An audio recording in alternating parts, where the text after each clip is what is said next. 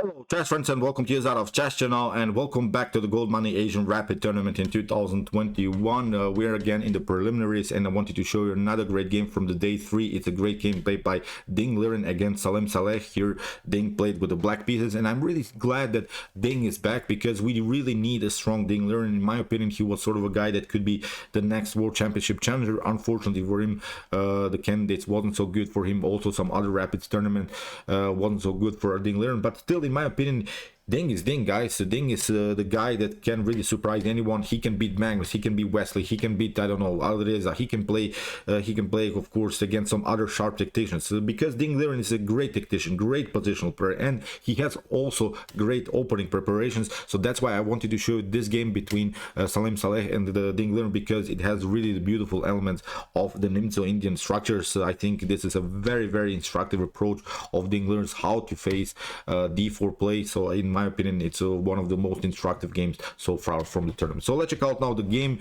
As I said, I'm really glad that Ding is back because we really need the strong Ding Liren. So far, Ding is in the lead with combined with Levin Aron and Ding, so Ding Liren will make it to the quarter-final stage for sure. So let's check out now the game. Here, Salem Saleh opened with the move d4. We have knight to f6 by Ding Liren. We have c4, e6, knight to c3, and now the Nimzo Indian is on the board with the move bishop to b4. Here, after move a3, we have the so-called same-ish variation, bishop takes c3, b takes c3, and now b6. What we want to do now, when you give up the bishop for the knight, whenever you give up maybe the dark square bishop or your light square bishop, then you have to control that squares that your bishop has covered. So it means now, when you have given up the dark square bishop, it's very important now to build a blockade on dark squares. So it means now you should put many pawns on dark squares, for instance, with ideas of here, like Ding Liren already played with the move b6, then of course with the move d6. Even then, after move d6, knight to d7, maybe e5 are opportunities to further attack the position. So what white would love to do, from white perspective, what white would love to do is somehow to undouble the pawn. So that's why black should never play the move d5. If d5 happens, then of course white is undoubling the pawn structure, then white is getting rid of the main weakness in the continuation of the game, which is of course this weak pawn on c4. So that's actually now also black's main strategy. Black is simply attacking the weak c4 pawn. In the continuation of the game, after move b6, here Salem Saleh plays the normal idea f3, because he wants, of course, now to occupy the center with the move e4. And now when black has given up the dark square bishop, you shouldn't be so worried that you're weakening here the pawn structure in front of the king on dark squares, because after potential e4, then we can play bishop to e3, and then also if we get maybe endangered by the queen, still we can cover with moves as bishop to f2. So actually this f3 is a normal idea. So as I said, it's not such a huge problem that you have weakened the pawn structure in front of the king on dark square. So here, after move knight to c6, we have e4 by Salem Saleh. We have knight to f5. As we said, the main target is always the weak c4 pawn. So in the continuation, we have now bishop to g5. So here, Salem Saleh is playing the pin, because what also black would love to do is play maybe something like c5, queen to c7, getting out of this mess, and maybe then maneuver the knight somewhere. But so far, it is not possible, because you risk also some ideas to get the double pawn structure here on the f file. So that's why the next couple moves that Ding will play are actually very good. He's not castling on the king side. Many times you see castling, then of course maybe black is trying to kick away this very annoying bishop with h6 g5. But actually what Ding is doing here is that he will stay with the king in the center for a long time. He's not castling into potential white's attack. So that's why it was, I think, a very instructive game. So after bishop to g5, h6 first, we have bishop to h4, and now d6 again. Look at this, many pawns really on dark squares. So that's the strategy that we said. We have given up the dark square bishop. Now it's time to control this dark squares on the board with some pawns. So after move d6, we have bishop to d3, normal ideas, and now bishop to a6. You could of course protect this with queen to e2, but it's a little bit too passive. Then black is playing simply queen to d7, and now also maybe queenside castling would be an opportunity for black. So here in the continuation, f4 played by Salem Saleh, of course with ideas to play even the move e5. E5 could be very dangerous maybe because of the spin, but so far what Ding cannot do is of course to take the pawn, because you get simply here bishop takes c4, knight to c4, bishop to f6, bishop to f6, and now with queen to a4 it's game over. So that's actually the bad thing. When you stay with the king in the center too long, you could risk this tactic. So far taking out the pawn on c4 is not an opportunity. So after move f4, we have queen to d7, and this position has been reached only one time in sort of an international master level, never in top grandmaster level, but actually this move is simply great. It's great because it's a provocative move, I think, by Liren. And now if you want to take, of course you can take bishop takes f6, g takes f6, although both players are having this double pawn structure, but I think that white's pawn structure is simply more messed up, because queen to c6 could happen, and I think you lose in one particular moment the battle around the square c4. So that's why in my opinion the c4 pawn is much more endangered than maybe this f6 pawn of blacks. And black doesn't have to castle, of course, on the king side. Now with this very powerful central control with these pawns, I think black could even stay a little bit longer in the center. So that's why it's a great opportunity here for black. So as I said, queen to d7, a great theoretical line. It's not a theoretical novelty, but this move hasn't been played so many times in chess history. So if you're maybe a Nimzo Indian defense player, this is actually the best move now, also suggested by the top engine. So here after move queen to d6, we have now e5, attacking further the knight. Now white gets use of this pawn storm that white has, of course, with this centralized pawns. After move e5, here Liren plays the move knight to g8. We have queen to f3, attacking the rook, and now forcing basically here Liren to play the move bishop to b7. We have queen to g4, and now f5, which was a risky move. Knight to e7 is also here an opportunity, I think. Then if you take queen to g7, then you risk also this idea, rook to g8, then the rook will come very active into the game, will simply occupy the second rank. So far taking out the pawn on g7 would be opportunity, but now at least you could prepare castling. So f5 maybe not the most accurate of moves, but still playable for both sides. Here after move e takes f6, we have knight to f6,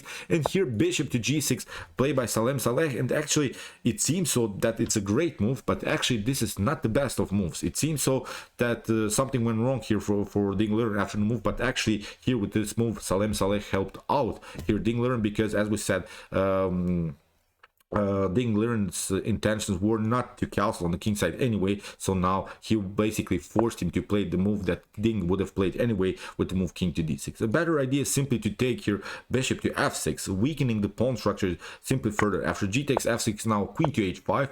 Now after king to d8, the knight can come very active into the game. So here I think with this light square problems now in the continuation of the game, here black has serious troubles. After move c5, now castling would be an opportunity. So as I said, this would be sort of a line that suggested by the engine. But here after move bishop to g6, here you could maybe try again this idea bishop takes f6, but now it's a different I think position. Still you have to retreat with the bishop.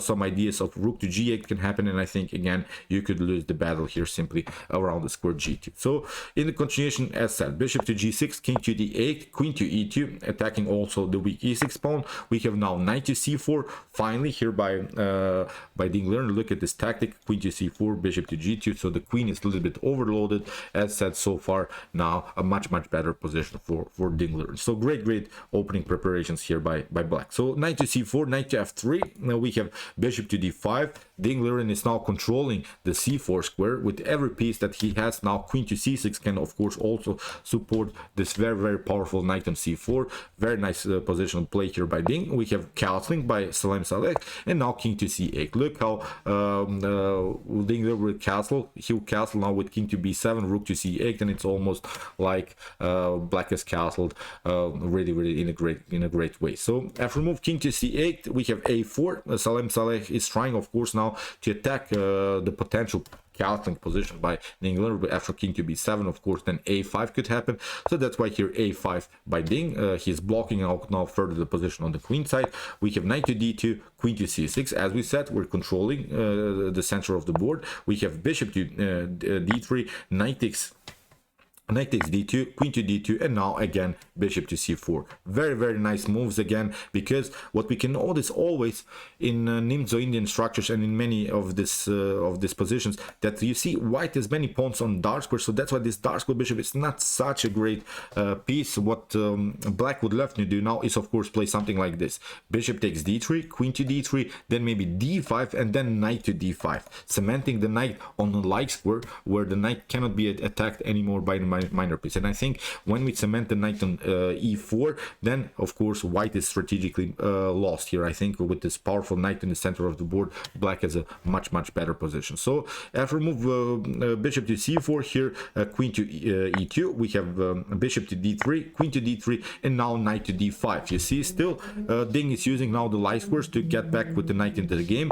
We have c4, knight to b4, we have queen to e2, and now king to b7. This is now a secured position by the king. The king is perfectly fine here. In the continuation, we have rook to c1, rook to h8, attacking the weakness. We have bishop to g3. Look at this now. You don't want to have, of course, your bishop like this just in order to protect one single pawn. So that's why here it's already sort of a bad bishop position here by Salem Saleh. So rook from a to d8, rook to c3. We have rook to f5, queen takes e6, and now rook to f6. Here Ding Liren gets, of course, the battle on the e file. He has now control of the very important file, which is of course the only open file now. Queen to e4, perfectly fine. We have queen to f3, rook to e8, we have rook to d1, rook to e6, we have bishop to f2, queen takes f3, we have rook to f3, but actually it's black that's much better, although the pawn count is equal, the material is equal, but still I think there are many targets now that black can attack. First of all, these pawns are very weak. They're all on the 4th rank,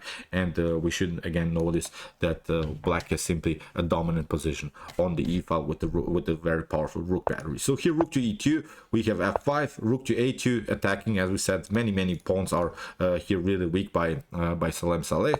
We have d5, we have a rook to e2, we have rook to f1, now knight to c2. The knight comes very active into the game, rook to g3, and here Ding is also counter-attacking. Rook takes f5, we have now c5, a bad move we can of course take. B takes c5, nothing dramatically has changed. Knight to b4 is again an opportunity to lock the b file. We have bishop to g3, rook to d5. Now Ding is grabbing every particular pawn on the board. We have h4, now this pawn is hanging. So as I said, there were simply too many weaknesses here for Salem Saleh. Rook to f1, now Ding gets back here into the game with the king, rook to h6, and now it's simply time to push our pass pawn. Here a check, now another check. There was of course also the threat here, if you don't move the king, then you get checkmated on h1. So that's why here king to h3, a3, we have a2. Look at this pawn is simply rolling. Rook to d5, we have a rook to a7, rook to h1, now king to g4, and now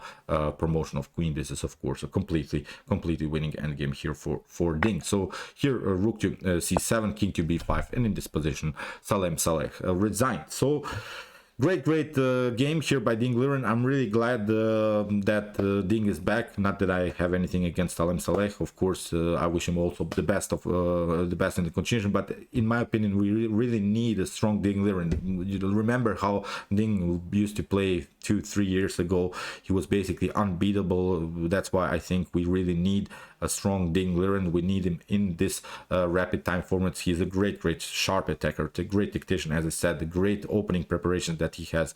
So that's why we'll see now a great tournament. Also, of course, Wesley So is here 11-1 and is playing a great tournament.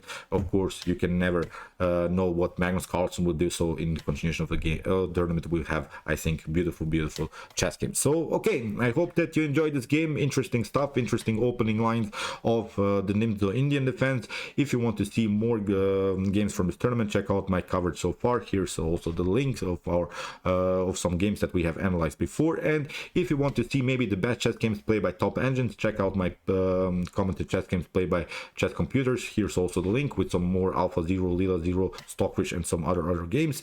And if you like this content, don't forget to subscribe to my channel. See you soon with some more videos, and chess is the best, of course.